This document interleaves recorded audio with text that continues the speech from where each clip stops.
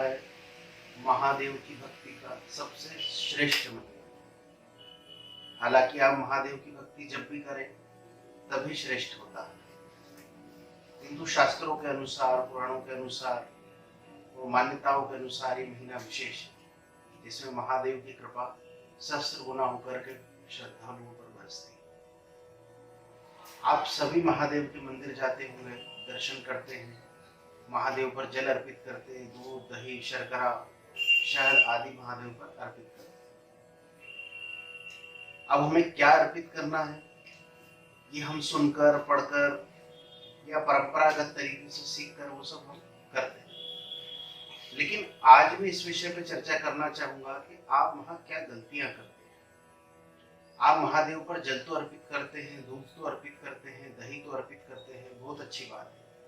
लेकिन क्या कभी आपने इस विषय में सोचा है कि क्या आपने कभी महादेव के मंदिर में सफाई की है?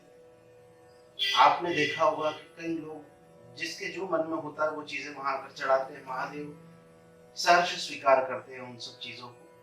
लेकिन आप ये भी देखेंगे कि मंदिर परिसर को कितना गंदा कर देते हैं लोग आ जाकर के। अभी वास्तव में देखा जाए तो बारिश का मौसम है और इस समय में कीचड़ भी होता है, पानी भी होता है, गंदगी भी बाहर होती है, तो लोग वैसे ही मंदिरों में चले जाते हैं। मंदिरों का अंदर परिसर खराब होता है, मंदिर के अंदर गर्भगृह में जहाँ जाने की अनुमति होती है वहां भी लोग अपने हिसाब से चीजें चढ़ा करके आते हैं। तो श्रद्धा पर तो कोई सवाल नहीं, लेकिन क्रिया पर सवाल है कि क्यों हम सफाई नहीं करते। क्या मंदिर हमारा दायित्व नहीं है? मंदिर में सफाई करना हमारे कर्तव्यों में नहीं आता? या सिर्फ मंदिर में जाकर चीजों को अर्पित करना, प्रसाद ले लेना, आशीर्वाद ले लेना और अपने घर लौटा? आप स्वयं एक बार विचार कीजिए कि जिस रूम में आप सोते हैं, जो आपका बेडरूम है, उसे आप कितना साफ रखते हैं, आपके घर को आप साफ रखते हैं, यहाँ तक कि आप जिस घर में रहते हैं वहां का टॉयलेट वगैरह भी आप साफ रखते हैं।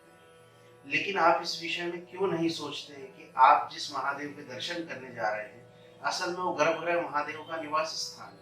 वहां इतना गंदा आप क्यों कर देते हैं? ये जो भी लोग करते, हो सकता है आप ना करते हो, लेकिन जो भी लोग वहां गंदा कर देते हैं वो क्यों इस विषय में विचार नहीं करते हैं कि हमें अंदर सफाई रखना चाहिए। आखिरकार महादेव का घर आपका भी तो घर है, और वास्तव में हर मनुष्य का घर महादेव का घर ही है। बाकी तो हम भ्रम में है कि कोई हमारा घर है, मकान है, प्लॉट है, बंगला है, लेकिन असल घर तो हर मनुष्य का वही है जो उनकी परमात्मा का है। तो आप जो भी वस्तुएं चढ़ाते हैं, चढ़ाइए, धर्म सम्मत तरीके से चढ़ाइए, लेकिन बात यह है कि आप वहां पर अपना शारीरिक योगदान भी दीजिए। देह से सेवा करना सीखिए। मंदिर में जाकर के झाड़ू कीजिए। यदि कहीं कोई कचरा पड़ा हुआ है तो उसे उठा करके वहां जो भी डस्टबिन हो या कचरा पेटी हो उसमें डालिए, और कोशिश करिए आपके द्वारा या आपके परिवार के द्वारा या जो भी आपके साथ मंदिर में जाता है उनके हाथों वहां पर कोई भी कचरा ना फेंका जाए, ना कोई गंदगी की जाए, है ना।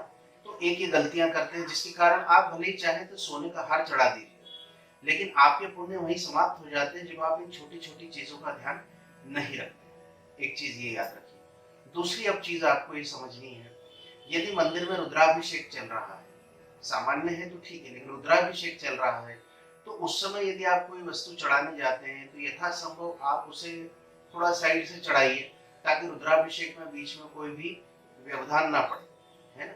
लेकिन आप बीच में कई बार लोग घुस कर और वहाँ सामग्रियां चढ़ाने लगते हैं, जिससे जो भी ब्राह्मण आदि अभिषेक करवाते हैं, जो यजमान करवाते हैं, इससे रुद्राभिषेक में बाधा पड़ती है।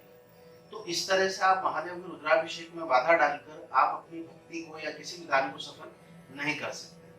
अगर लगता है गर्भगृह छोटा है तो अपनी सामग्री को बाहर से अर्पित करके और प्रणाम करके आप लौट सकते हैं। महादेव सब स्वीकार करते हैं। लेकिन रुद्राभिषेक एक बहुत बड़ी क्रिया है, एक बहुत अच्छी भक्ति का एक तरीका है, जिसमें आप कोई भी व्याधि अगर डाल देते हैं तो आपको पाप और दोष लगता ही है।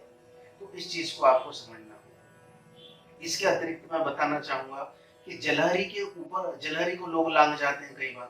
अगर मंदिर में भीड़ है तो अपना दूध, दही, जल चढ़ाने के लिए जलहरी को लांग देते हैं, या जलहरी के बीच में दोनों तरफ पैर करके खड़े हो जाते हैं और महादेव के शिवलिंग पर जल आदि अर्पित करते हैं। यह पाप कर्म है। महादेव की जलहरी को कभी भी लांघना नहीं चाहिए, ना ही उसके दोनों ओर पैरों को खड़ा करके खड़े होना चाहिए। मतलब आप दोनों पैर चौड़े कर ले और उसके बीच में जलहरी आ रही हो तो यह भी एक तरह का पाप कर्म है, इसलिए इससे बचना चाहिए, जल्दबाजी नहीं करनी चाहिए। जहां तक संभव हो किसी भी मंदिर में, मैं सिर्फ शिवालय की बात नहीं कर रहा हूँ, श्रावण मास है इसलिए शिवालय की चर्चा हो रही है, लेकिन आप जिस भी मंदिर में जाएं वहां प्रयास कीजिए कि आप वहां थोड़ी बहुत साफ सफाई जरूर कीजिए। यह सेवा है जो आप दैहिक रूप से करते हैं। शारीरिक श्रम भी आवश्यक है भक्ति में, केवल दान ही आवश्यक नहीं है, चढ़ावा चढ़ा देना आवश्यक नहीं है, या वहां बैठकर हनुमान चालीसा पढ़ देना आवश्यक नहीं है। उस मंदिर के प्रति आपकी जिम्मेदारी बनती है जिसकी छत के नीचे आप बैठ करके जब तक पूजन या दर्शन करते हैं, वो हर भक्त की जिम्मेदारी है, मेरी भी है, आपकी भी है, और हर सनातनी की है कि वो अपने मंदिर की साफ सफाई का विशेष ध्यान रखे, क्योंकि यह पाप करना है। ठीक है ना? तो जिस तरह की सफाई आप अपने जीवन में पसंद करते हैं वो आपको मंदिर में रखना है। विशेष तौर पर महादेव के मंदिर में आपको रखना चाहिए, क्योंकि ज्यादातर लोग वहाँ मन से हर एक चीज चढ़ाते हैं, तो वहाँ गंदगी की संभावना ज्यादा बढ़ जाती है। ठीक है? तो आप इन चीजों को ध्यान रखिए, विशेष रूप से ध्यान रखिए। ये सोचना छोड़ दीजिए कि आप अगर सफाई करेंगे तो कोई क्या कहेगा। अरे कोई कहने वाला भी शिव के आगे छोटा है, कृष्ण के आगे छोटा है, श्री राम के आगे छोटा है। आप देखिए आप किसकी सेवा कर रहे हैं, आप महादेव की सेवा कर रहे हैं, उनके प्रांगण को आप झाड़ रहे हैं, उनके मंदिर में कहीं कोई गंदा है तो आप वो सफाई कर रहे हैं। आप किसी छोटे मोटे व्यक्ति की सेवा नहीं कर रहे कि आपको शर्म आए कि लोग क्या कहेंगे या पड़ोसी क्या कहेंगे, साथ में जाने वाले क्या कहेंगे। आप अपने हिसाब से मंदिर में सेवा दीजिए, वहां पर सफाई का ध्यान रखिए, ताकि एक वहां माहौल बन सके भक्ति का। क्योंकि अगर गंदगी होगी तो वहां से शुद्धता समाप्त तो होना ही है। शुद्धता जहाँ नहीं होगी वहां नकारात्मक ऊर्जाएं ज्यादा प्रवेश करती है और सकारात्मकता जीवन में से समाप्त होती है। अगर आप वहां जाएंगे, मंदिर में नकारात्मक ऊर्जाएं अगर गंदगी से बढ़ रही है तो आपकी जब तक साधना वैसे भी सफल नहीं हो सकती, क्योंकि मंदिर में एक सकारात्मक वातावरण का होना अति आवश्यक है, ना कि नकारात्मक वातावरण का। तो उसका निर्माण हम ही करते हैं, सकारात्मक वातावरण का अपने भक्ति भाव समर्पण से, और नकारात्मक जो है चीजें वो हम वहाँ गंदगी करके। एक चीज आती है कि मंदिर में बैठकर पारिवारिक चर्चा न करें, मंदिर में बैठकर किसी की निंदा न करें। निंदा करना वैसे भी बुरी ही बात है, लेकिन विशेष रूप से ध्यान रखें कि मंदिर में इस तरह की कोई क्रियाकलाप आप ना करें, न पारिवारिक चर्चा करें, न व्यापारिक चर्चा करें। व्यक्तिगत जीवन से जुड़ी कोई भी चर्चा मंदिर में आप एक दूसरे से ना करें, इससे भी मंदिर के वातावरण में नकारात्मक ऊर्जाओं का संचार आप कर देते हैं और आप पाप मोल लेते हैं। तो इन सब चीजों का ध्यान रखिए। यथासंभव मंदिर में मौन रहें या मंत्र जाप, नाम जप, स्तोत्र आदि का ही पाठ करें। व्यक्तिगत चर्चाओं से भी बचना चाहिए। तो ये छोटी छोटी चीजें हैं जिनका आपको ध्यान रखना, विशेष रूप से मंदिर की सफाई है ना। तो जब भी आप जाए मंदिरों को साफ रखिए। बस इतना ही निवेदन है। नमः शिवाय।